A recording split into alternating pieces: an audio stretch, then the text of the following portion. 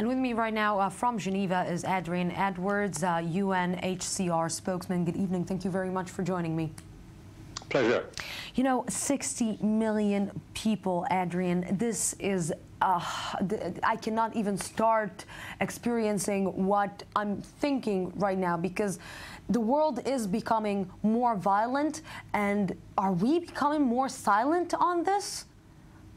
Well, very clearly, displacement worldwide is really going off the charts. 10 years ago, we had 37 or so million people forcibly displaced. Over the last year, we've seen a further 16% increase in new displacement, new refugees, new internally displaced people. The numbers are going haywire. More than half of this is children. And behind this, of course, and as you just heard, it lurks this huge international problem that conflicts are growing while old conflicts are not being resolved. So at two levels, both in the increasing conflict and the increasing consequences, this mass displacement we're now seeing, there's great cause for concern. You know, it's not only a great place for concern, it seems that it's only going to deteriorate even further, because with what we're seeing that is happening in the Middle East, with what we're seeing that is happening in Africa, with what we're seeing that is happening all around the world, it seems that we're only talking. We're only talking about the problems, we're only putting reports out, we're only putting the problems out there, reporting on them, but we're not actually doing anything about it. And maybe some people are gaining from this situation. How come we became such a society? Well, it's absolutely true. The conflict is growing fast and solutions are very inadequate at the moment. 15 new conflicts over the past 5 years, a very rapid acceleration in numbers. And unfortunately, at the moment, there is no reason for optimism that we're going to see a change in the trend direction. There really fundamentally has to be a look at two things. One, of course, is at the political level. Very much greater international priority has to be put on ending conflicts and preventing them. And on the other side, very much increased attention has to be looked at dealing with the consequences.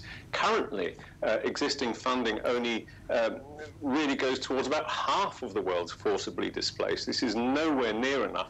So the levels of international response Adrian, to this situation are clearly not adequate. You know, Adrian, I'm trying to think about right now, like, let's take a specific case, about the case that with the Syrian refugees in Turkey. For example, we're starting to see that this specific issue is becoming a big problem for Turks. It's becoming a big problem for Turkey. It cannot handle this amount of refugees that it has, and also Jordan and Lebanon. And it means that the minute that it can create another conflict for next year or maybe in 2 years. Is there any certain resolution or a certain solution that can be found for these places, or to start preventing things from happening in the next future when we're already seeing the problems that will happen? Well, there are multiple problems that have to be looked at. One is the impact on host communities. Turkey right now is the world's biggest refugee hosting country. But countries like Lebanon too, they're hosting more refugees per head of population than any other country. The pressures on these countries in this situation are absolutely immense, and they need help for that. Without that, we'll see rising xenophobia, we'll see doors being closed to refugees, we'll see all the wrong reactions for an era of mass conflict, mass displacement globally.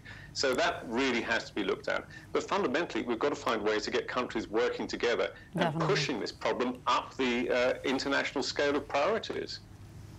Yes, Adrian Edwards, thank you very, very much for this talk with us.